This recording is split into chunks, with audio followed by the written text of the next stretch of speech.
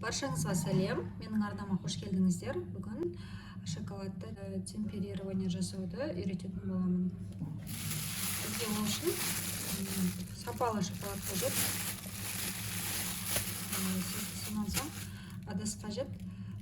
Негізінде пластиковый ыдыс пайдалансаңыздар да болады. Сосын градусник керек.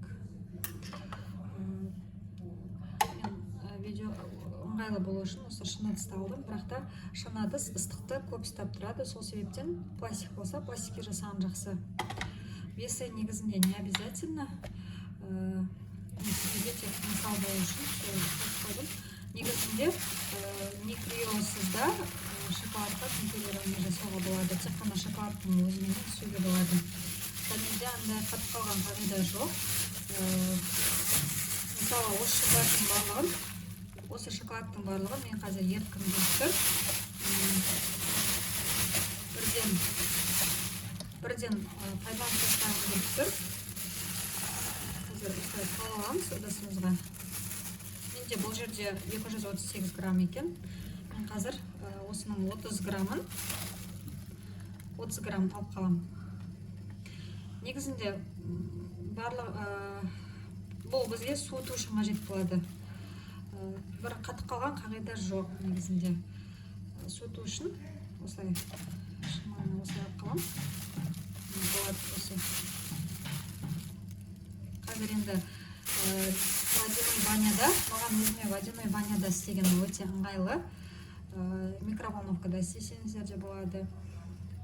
Мен қазір водяной баняда жасап көрсететін боламын.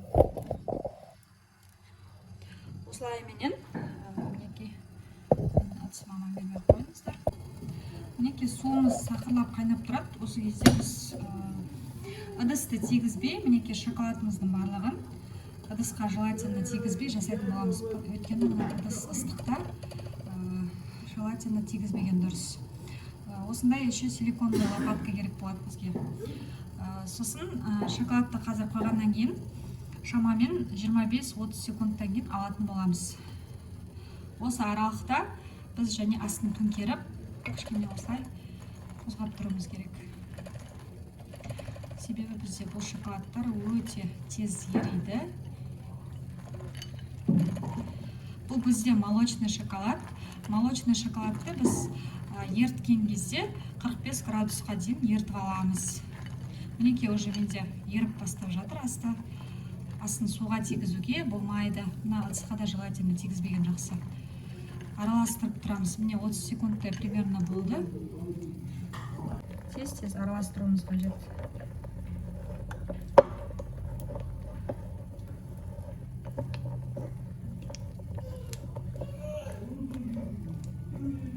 Тез-тез. Бұл бізде шыны ыдыс ыстықты жақсы ұстайды. Сол себептен әсер етіп ол ере беретін болады да бізде. Шоколадымызға ыстық болып ере береді. Сол себептен осылай араластырып алған жақсы. Енді тағы да ұстаймыз. Бірден 1 минут ұстап, 2 минут ұстап ертуге болмайды. Ол кезде біз шоколадтың былайша айтқанда құрамын, свойствосын құртып алатын боламыз. Шоколадты осылай аз-аздан ерткен дұрысырақ негізінде.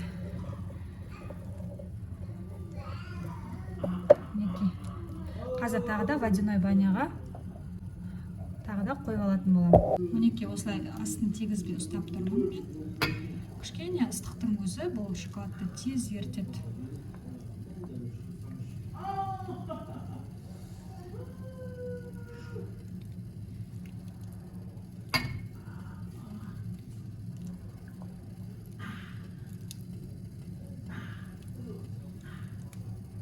Мінекей тағы да 30 секундтай өтті шамамен. Мен уже шоколадты түсіріп аламын да, тез-тез мінекей араластыра берем.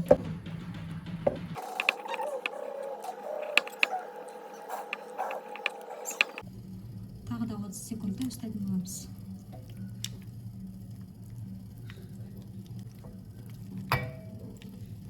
Микроволновкада істеген кезде желательно 25 секундтан асырмаңыздар. Көп ұстап қойсаңыздар, айтқандай шоколад күйіп кетуі мүмкін. Мінекей уже 30 секунд болды.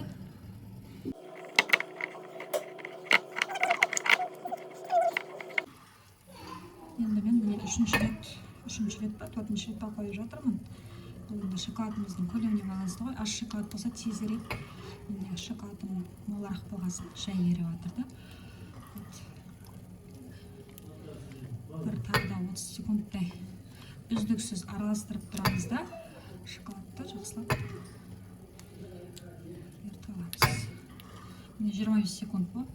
Все. Шоколад бізде қозғалысты жақсы көреді, осылай жақсылап араластыру керек. Өзі осы ішіндегі градуспен өзі еріп жатыр, қалғандары. Мінекей. Қазір бір өлшеп көретін болам. Қанша градус болды екен.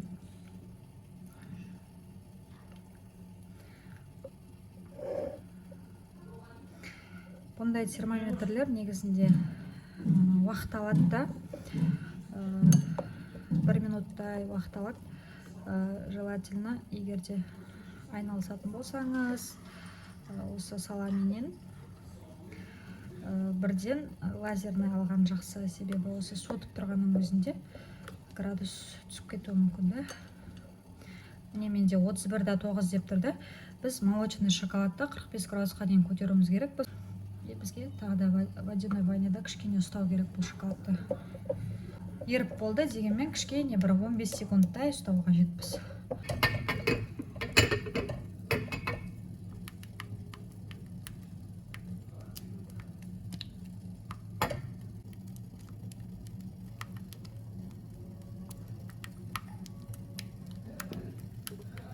Міне 20 секунд ұстап қойдым мен даже. Қазір енді тексеретін боламыз. Мінекей мен шоколадымды толықтай ерттім, және де 45-те 5-ке дейін көтерілді. Міне бізде осындай температураға дейін көтерілуі керек. Енді осы шоколадты 45-те 5-ке дейін көтеріп алдық қой. Енді манағы қалған шоколадымызды салып суытатын боламыз. Қалған шоколадты осыда ерітеміз салып. Сол кезде бізде суи бастайды жайлап.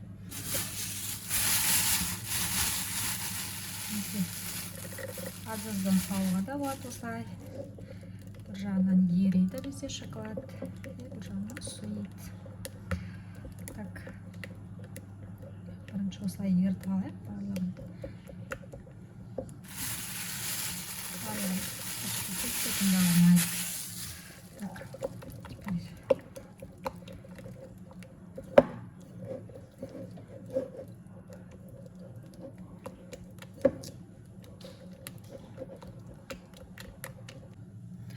мінекей менде барлығы толықтай еріді. Бірақ та бізде бұл шоколад әлі температурасы бізге қажетті температураға түскен жоқ. Біз 29-ға түсіруіміз керекпіз. Міне бұл бізде әлі қазір 35 әлі түспей тұрды. Біз бұны түсіруіміз керекпіз. Мен қазір водяной баняға істегендіктен менде мына бөлме температурасы ыстық болып кетті. Сол себептен оны бізге бұлай араластырып шайқағаннан мынандай астына мысалы морозильникте сіздерде не бар, мұздай зат болса, осының үстінде қойып суытқан өте күшті тезірек болады. Сонда тезірек суиды. Тездетіп араластыра отырып осылай суытатын боламыз. 29 градусқа дейін суытуымыз қажет. 30-дан түсіп атады ғой, 29-да 9 деп түсіп атады ғой. Сол кездерде біз жұмыс жасай берсек болады шоколадпенен. Біз жұмыс жасау барысында да ол шоколадтың градусы түсетін болады. Қарап тұрыңыздар. Мен кейде осылай градусникті ішіне салып қоямын да, осылай ұстап тұрып та не қыламын. 37 деп температура көріп тұрсыздар ма? Әлде де бізге ұзақ уақыт осы суытуымыз қажет болады. Тұрған күйінде араластырып суытатын боламыз.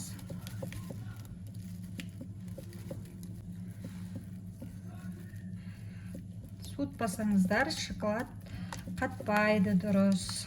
Дұрыс қатпаған шоколад, дұрыс темперирование жасалмаған шоколад бізде ол сосын формадан шешілгенде де шешілмейді, қолға ұстаған кезде жабысқақ болып тұрады. Сол себептен көтеретін градусына дейін әбден көтереміз, 45 градусқа дейін, сонан соң 29-ға дейін пісіруіміз қажет. Ақ және молочный шоколадты солай жасайтын боламыз. Мен описаниеге жазып қоятын боламын. Темный шоколадты қаншаға дейін жасау керек, молочный мен ақ шоколадты 1 градусқа көтеріп, 1 градусқа түсіріп жұмыс жасай берсек болады. 38-де 1 болды, уже жайлап түсіп жатыр. Мінекей мен 29-да 6 градусқа шоколадты түсірдім градусты. Осы температура жарайды. 29:00-ға дейін түсірудің қажеті жоқ. Қазір енді жұмыс жасауды бастаймыз. Мында силикондарға мен кішкентай шоколадты жасайтын боламын. Ешқандай су, бір тамшы болса да су ештеңе болмау керек. Өте құп-құрғақ болу қажет. То дұрыс жұмыспайды. Менде қазір кондитерский мешок болып тұрған жоқ, сол себептен мен қасықпен жасайтын боламын.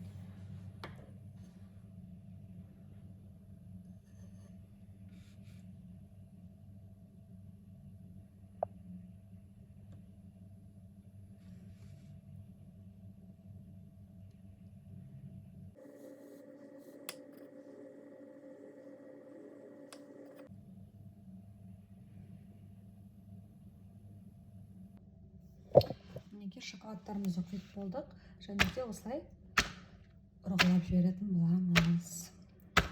Жақсылап, осы арасында көпіршіктер болады, солар кейбір кезде шығып жатып, сол себептен жақсылап осылай ұрғылап аламыз. Бөлме температурасында 6-7 сағат бөлменің температурасына байланысты қататын болады. Әр шоколад әртүрлі қатады. 7-8 сағат болудан кейін ол бөлменің температурасына байланысты жақсылап кептіріп аламыз. Осымен шоколадтарымыз дайын. Әдемі болып қатқан екен. Шоколад жақсы темперирование жасалған кезде қолға жабыспайтын болады, және беті осылай жылтырап, әдемі болып формадан тез түсетін болады. Барлығын түсіріп аламыз формадан. Өте оңай, несколько раз жасасаңыз тез үйреніп кетесіз. Басында менде де шамалы болған кездері, дұрыс қатпаған кездері, оның бәрі практика арқылы келеді. Осы тақырып сізге пайдалы болды деген ойдамын. Комментарий жазып, лайк басып қойып кетсеңіз болады. Алдағы уақытта финики в шоколаде жасап салатын боламын. Менімен бірге болғандарыңызға рахмет. Сіздермен болған мен Нұрайым. Сау болыңыздар.